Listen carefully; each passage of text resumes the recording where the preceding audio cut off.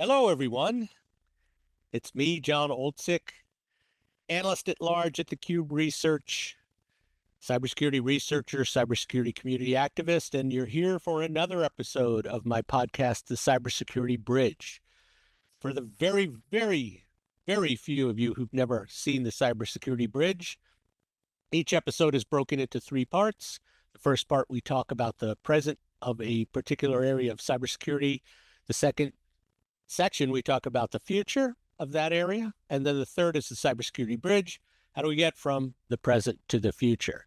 And I'm joined by another old friend, Paul Nguyen, who's the Co-CEO of Permiso Security. Paul, welcome. Introduce yourself to our audience. Thank you, John. Always great to reconnect, to be back with you. But yeah, Paul Nguyen, co-founder, co-CEO of Permiso Security. Been doing security for 25 plus years, and I feel every year of it. So it's great to continue this journey. Same with me. I feel it, but it is good. We're committed to the mission. Now, before we start our dialogue, are you ready to play cybersecurity trivia? Oh boy, I always felt like I was good at Jeopardy. So let's give it a whirl. And this is a I'd say it's quasi-security, quasi-technology. But since we're talking identity security in general today, I'm going to name 5 directory-related technologies. And I want you to tell me which one was the earliest to be introduced. Ready? All right, let's do it. Okay. So X.500 standard, Banyan Vine Street Talk, Novell NDS, Microsoft Active Directory, or LDAP. Which one was the earliest to be introduced? Wow. I know that's a hard one, huh? This may date me because I remember when I first started my career, I was doing a lot of pen testing against Active Directory and Novell back then. But I'd have to imagine it might be. I'm gonna take a wild guess and guess Banyan.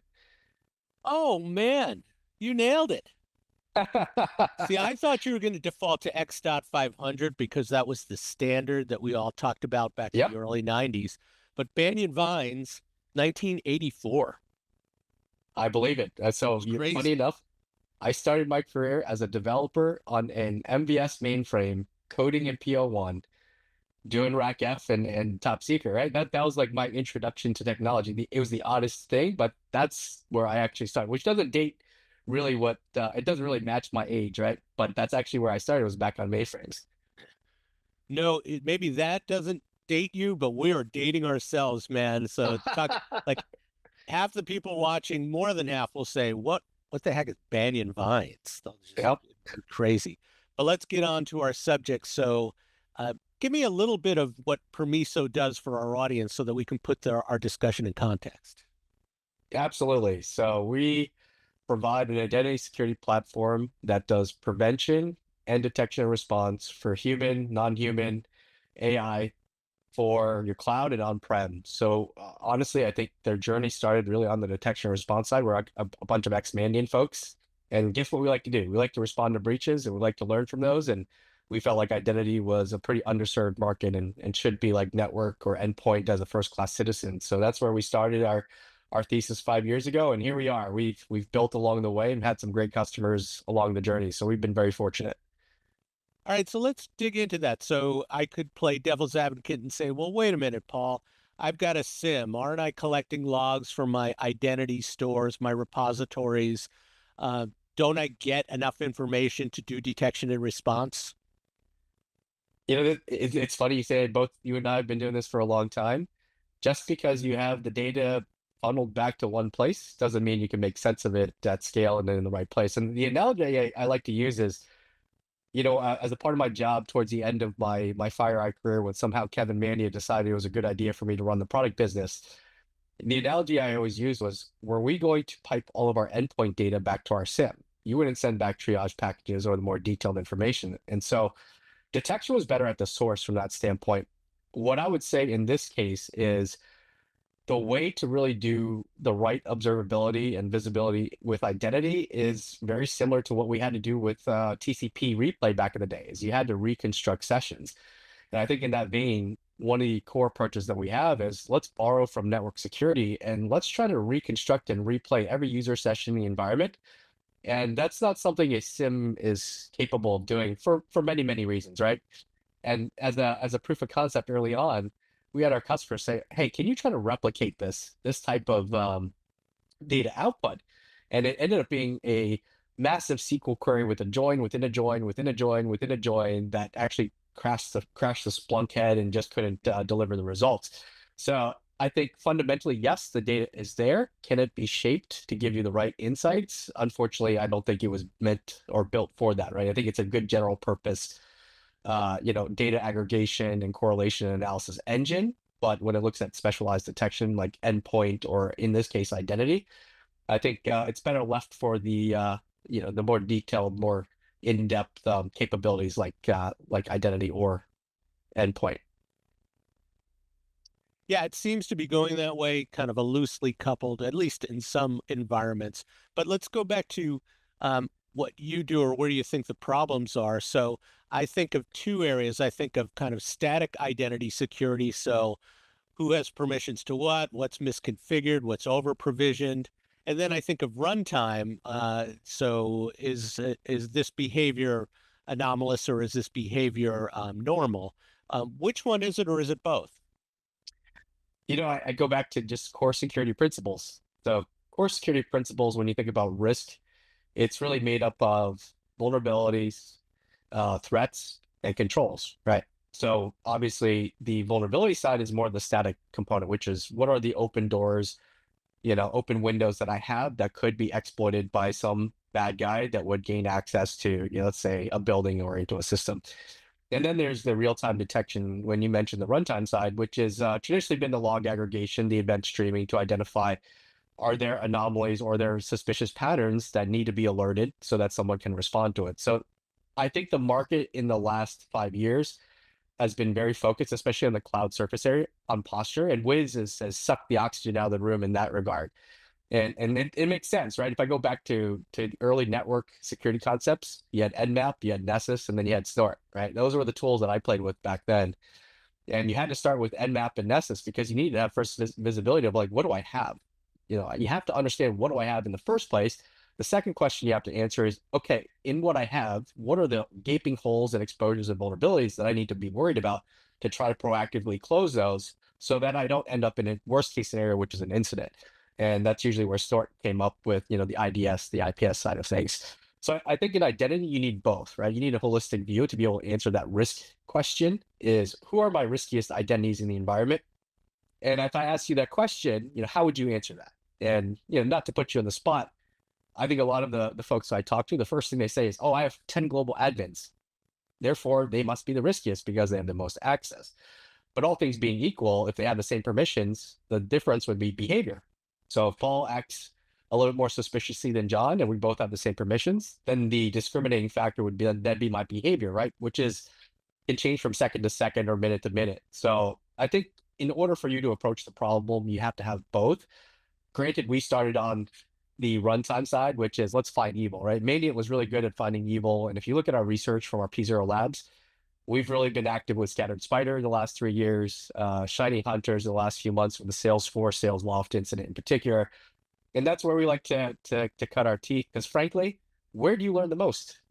In an incident when all controls fail and you realize, well, I really didn't have everything that I needed to be able to, one, prevent it, but even potentially detect and respond in an expedient manner to contain the risk. So I think that's our point of view is you need to have both.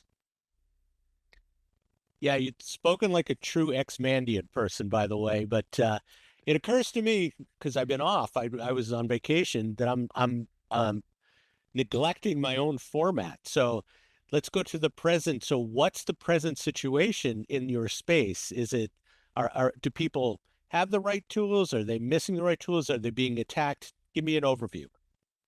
So I'll give you some anecdotes from the Scattered Spider incidents that have been happening probably over the last 3 years, right? I think Caesar's MGM was probably the most prominent one that really brought them to the forefront.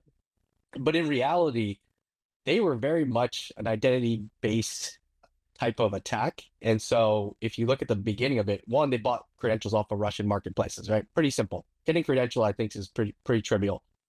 The control that we keep falling back to is MFA. Oh, we have MFA on everything, we're okay. But in reality, what they exposed was, because they're behind the T-Mobile breach as well, SIM swapping, push fatigue, MFA can be bypassed. So what then? And we joke around, hackers don't hack in anymore, they log in.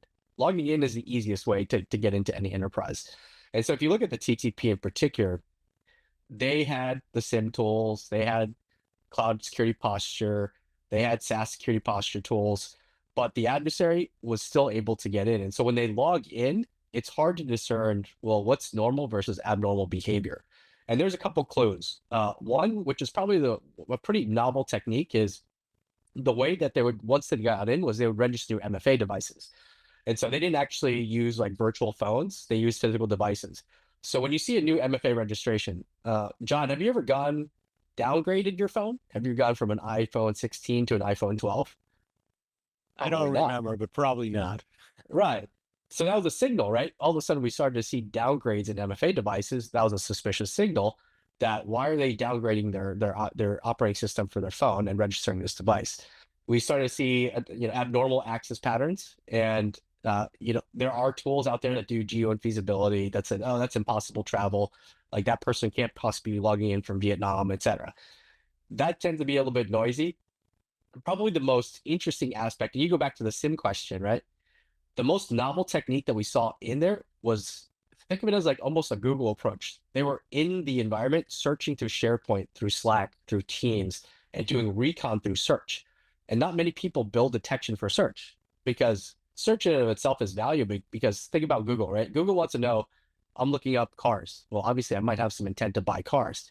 So if you look at search terms, they really show the intent of an adversary. So that's the one thing that we saw in that Scatter Spider incident was they're looking for AKIA star, which is AWS access keys. They're looking for Snowflake before the Snowflake incident. They're looking for more credentials. They're looking for .pfx, which is code signing certs. So in that, you could see the corpus basically saying they're going after intellectual property and they're looking for more footholds in the environment. They ran that operation over in an overall 74-hour incident. 70 hours there was recon, 4 hours was the actual execution of the mission, which is they ended up stealing source code, code signing certs, roadmaps, dumping JIRA tickets, and then they would extort the customer for $50 to $70 million, right? Pretty easy to do.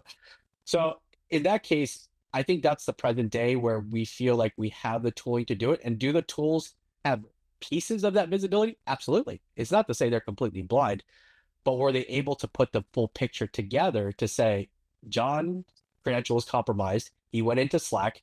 He searched for all these chats. Then he dumped all these credentials from Slack. Then he pivoted into AWS and he dumped secrets out of Secrets Manager. Then he pivoted into GitHub, cloned repos, dumped the repos, exported the repos, and he dumped all the tickets.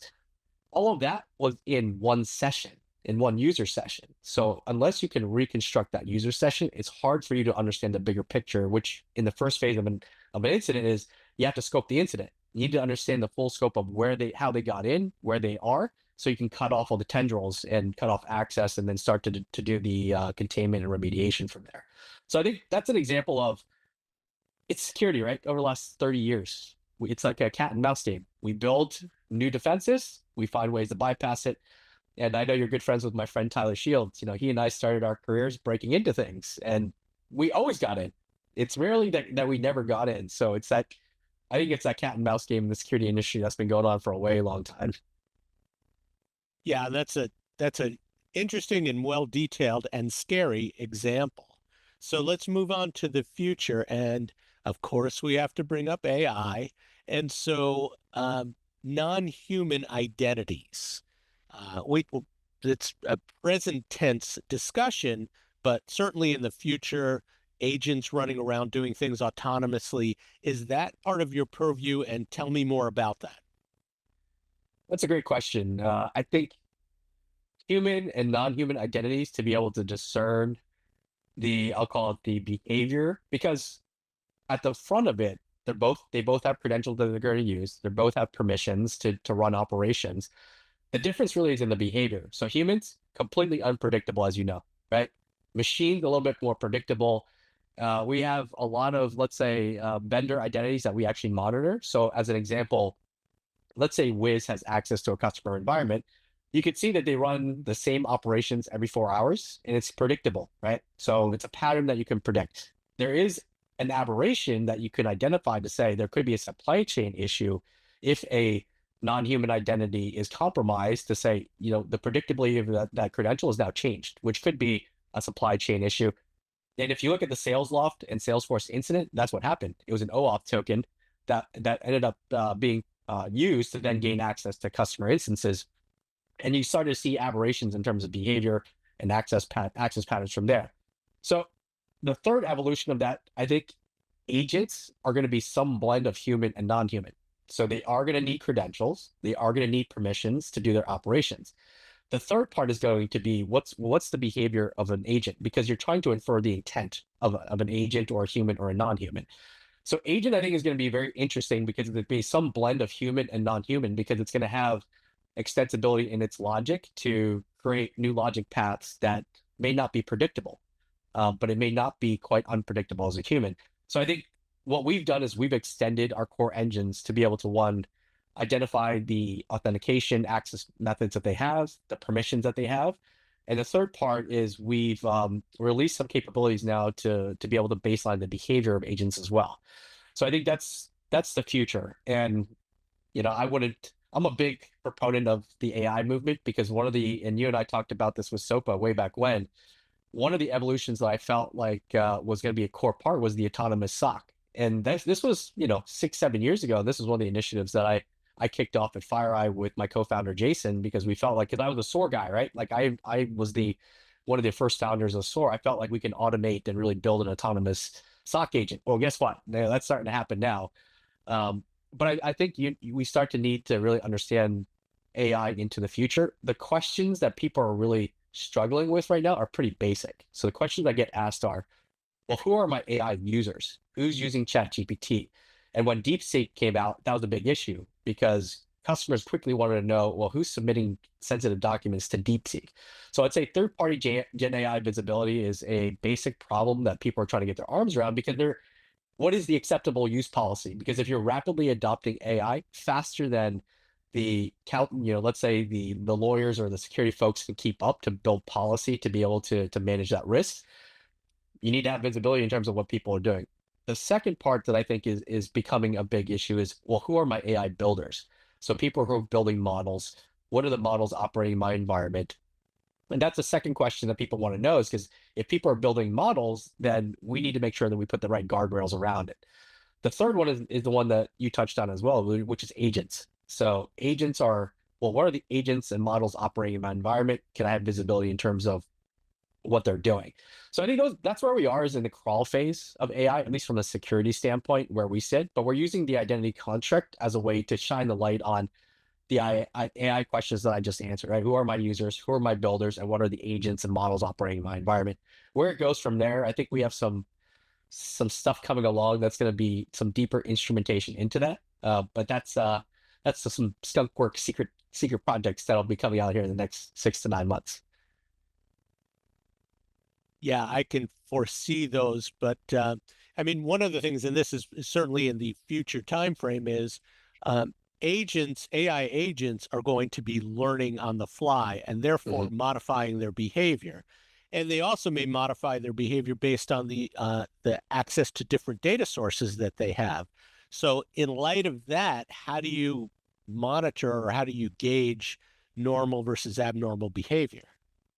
Yeah, that's a great question. I think the biggest moments that we learned, at least for me, I'll put I'll say 3 milestone moments for me in my career where I learned the most from a security standpoint. One, I hearken my days to AtStake when I was working with Tyler, right? When you learn how systems were broken into and you're more on the offensive side, you really understand, okay, this is how adversaries are thinking about the problem. The second enlightenment for me was when I had to be on the other side as a defender, building SOCs, building out SIMs, building SOAR. That gave me some interesting, okay, this is what it feels like to be on the other side. The third part of my journey was the CISO. Oh my gosh, I'm not worried about alerts or vulnerabilities. I'm worried about risk, and how do I communicate this risk to my board, and how do I get budget? So I think I think for us, I think we're on that similar journey, right? I think there isn't a defined threat model as to what are the bad things around AI. I think we have a very superficial understanding of that right now. As more incidents become, I mean, we've talked about prompt injection and hallucination, and we've seen some of the downsides of AI, but I don't truly believe we know what are the threat models and the threats that we have to worry about with AI just yet until we start to get more proliferation. It's a lot of theoretical, and we're doing some of our own research right now to get ahead of it. But again, the moments you learn is, how do I break it? How do I defend against those adversaries? And then the CISO goes, okay, how do I start to get budget to start to really make this a priority and initiative in the company? And one of the core things that I really learned from Jason Chen, who was actually with me and Tyler at Outstake way back when, and he was the head of security for Netflix. When you're in this phase, and Netflix was going through this transformation where they're trying to transform from the DVD into the digital. And he said, the business was running so fast, security's job was to try to just keep it protected as it's going 100 miles an hour. And I think that's where we are right now. The business is running 100 miles an hour to adopt AI, and we're going to have to try to keep up and identify the threat model and reverse engineer that and figure out what are the controls we need to put in place to really protect the downside of AI. But I think the benefits of AI are going to outweigh the downsides. But our job as security professionals is to obviously identify the risks, mitigate the risks, and then continue to run through that cycle. Yeah, I like you pulling up the old fixing the car while you're driving on the highway analogy because it's appropriate. So Yes. let's move on to the third section, the cybersecurity bridge. If I deployed Permiso, do I need specialized skills to really use it, utilize it, optimize it? And then how does Permiso fit into the other infrastructure I have around security operations? Great question. So being a bunch of ex-Mandiant guys, you need to have, deep knowledge of IR. No, I'm just kidding. It's actually a lesson learned. If at my time with FireEye Mandiant, I think we took for granted in terms of the talent that we had. And if you talk to a Mandiant consultant, a lot of them would say, oh, I would just want a big grid of data and I want to be able to pivot through it and I just sort through my table. I think that's a lesson that we learned here is you need to make the capabilities approachable for everyone. And so for us, if you look at the day one of the product, we started to build pretty complex capabilities, but we had to simplify it. So we mapped it back to MITRE as an example to create explainability of like, how do I need to interpret these sets of events or this alert and say, oh, this is actually recon activity. Here's how you need to think about it. So I think from day one, we always felt like we have to simplify the product to make it approachable for everyone. So to answer your question, you don't need to be an expert. Our job is to be the experts and at the forefront of understanding with our labs and our research team, what are the emerging attacks? What are the ways that you detect and provide visibility for those? And then we simplified it into the product so that your tier, and I used to build a lot of SOCs, right? And I could tell you, I had tier one analysts that were sitting there at some pretty big SOCs that were watching Netflix at midnight. And you're not talking about, folks that are necessarily, they're early in their career. So we have to help them do their job better. And so I think we have to make security as simple as possible and as explainable as possible. And that's one of the things we actually did. When you talk about AI, we adopted a chat bot because we have some really complex data. And you sometimes want to know, okay, why is this bad? Why do I care? What do I do about this? And so we built a chat bot into our own platform to make that easy for the consumers of the product. Now we're not just analysts anymore, right? With security operations, we're also working with IAM teams. We're also working with cloud security and vulnerability management teams. So I think that's where we've adopted AI ourselves to make it easy and approachable for the customers on that front. So I think overall, what you get is, so you plug us in, we wouldn't be doing our job if we didn't provide unique insights. And I think the number one problem, I'll give you an example. One of the more unique challenges outside of the cool Mandiant IR stuff that we did was we had a customer that had offboard 1,500 employees. So let's do some math. 1,500 employees. Let's assume every employee could have anywhere, we'll call it 20 different credentials that they use in the environment. Human, non-human. We'll call agentic at some point as another offshoot of that. So you're talking about close to 30,000 credentials that you have to offboard, rotate, and delete. And I think that was one of the challenges that we saw right away was there really isn't a comprehensive inventory for Paul as a human entity in the environment. What are the credentials and identities he's using? Great. If I have that, then I have, we built a graph that allows you to build that relationship to say Paul owns all these credentials. The second part of the problem in that offboarding was the day of the RIF itself, which is, guess what? Not all credentials were actually deleted in time. So we started to see folks downloading a lot of documents from SharePoint, a lot of documents from Salesforce.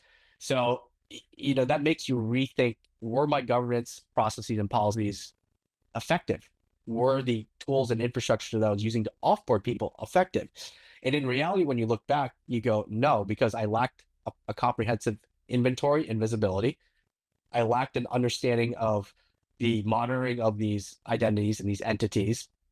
And so I think that was one that really highlights the challenge is you need to, and this goes back to your early point, you have just static. Can you have just runtime? In that use case, you needed both. You needed the static before the RIF, and then you needed the runtime during and post RIF. So I think that's a great example of a common problem that everyone deals with. People are being offboarded all the time. And so I think that's a good example of bringing it all together. Do you see people, and maybe you've hinted at this, but I'll ask you straight up. Do you see people using this to strengthen those policies, procedures, governance around identity, either using your tools or this is a catalyst to do so? Yeah, so I think that's where we sometimes bring in on the runtime side, right? The behavioral side. So I ask this as a little bit of a trick question sometimes. Say, do you think you're using MFA everywhere? Oh, we're 100% MFA. You may be configured to use MFA, but I can tell you developers and people are really good at bypassing controls to make their jobs easier because they don't like the policies that make their job harder, right? And you and I have seen this forever. That's really why security exists. So although the policies may exist to really articulate your risk tolerance for certain controls and what you need in place, what we found is we would come in and say, you're actually 80% compliant with your MFA. It's not because it's configured wrong. It's because they're actually found a loophole. And when you observe, I'll call it 1 million user sessions, out of those million user sessions, 800,000 were using MFA, 200,000 were not. So that then becomes a policy question, right? So it's not a bad thing or an incident. It's highlighting visibility into the efficacy of your control, which in this case, MFA is your control. So we use actually runtime to answer that question of the efficacy of a governance question, which is, am I compliant with my policy that says 100% use of MFA? The answer is no. And that question, that answer changes day to day, week to week, month to month. So we can do trending to provide a view of over the last 6 months. Yes, you're 85% compliant with this policy that says you need to have 100% use of MFA. So it's a unique way of using runtime to answer a traditional governance or posture-based question. And I think that's where we have both sets of data, so we can use that data then to answer also governance questions. And to your earlier point, and we talked about this, when you talk about risk, I ask this all the time. You need to be able to ask constantly, who are your riskiest identities? Because you can't, if you have 10,000 employees, you can't approach every employee. It's like a needle in the haystack. So you need some way to discriminate. And so I think that's where bringing those pieces of the data together helps provide that risk-based picture, which is a new venture for us in the last, I'd say it's a 5-year journey because we started with the threat side, then we moved into the exposure vulnerability side, and now we're moving into the risk component of that question. Yeah, and I would, just the way you described things, I would think that you'd be maybe not a key ingredient, maybe a key ingredient, but certainly part of a zero trust initiative. Is that accurate? Yeah, so great question. Key ingredient?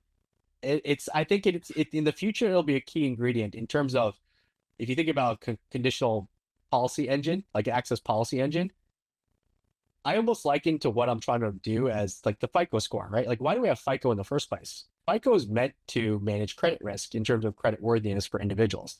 What do they know about us? They know where you live. They know what bank accounts you have. They even know what transactions you've been running. They know your credit limits, how much you've been using, hard inquiries.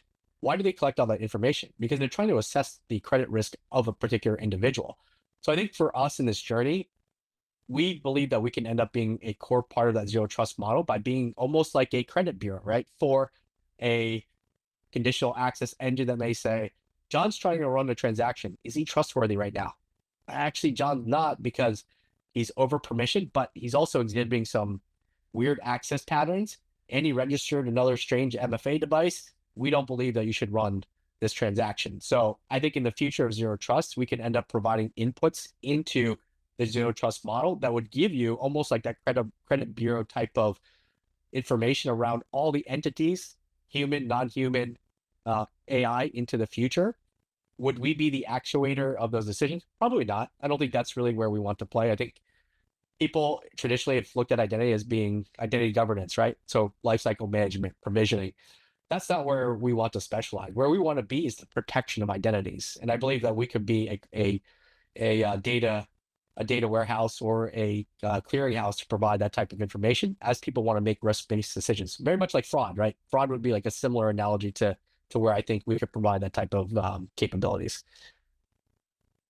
Yeah, so we're almost out of time, Paul, but I'm going to ask you one, if you could just give me a brief answer, and then I'll get to my last question. But um, given the focus on identity and identity security and these types of attacks, is there anything that organizations should be paying attention to on the threat intelligence side that maybe they're either minimizing today or they don't have access to today?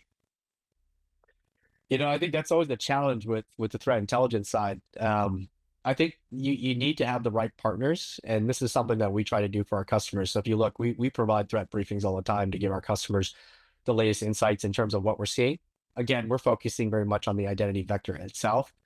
But we've collected threat intel across feeds and different repositories for ages. I don't know if there's a panacea for it, right? So much as I think you need to add the identity aspect to it as well to not only be a primary source of intel, but also an enrichment source for your other intel as well, because credentials would be involved in any type of breach regardless, right? So credentials have always been I always use the analogy back in the day of when I would dump Windows NT credentials and then use in Windows NT credentials to do pass the hash across the network.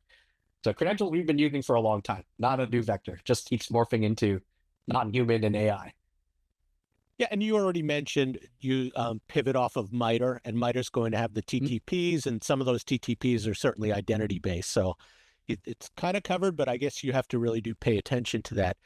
So my final question is the question I ask every of my guests, and that is, look at my audience of cybersecurity professionals and CISOs and tell them what their highest priority should be in this area.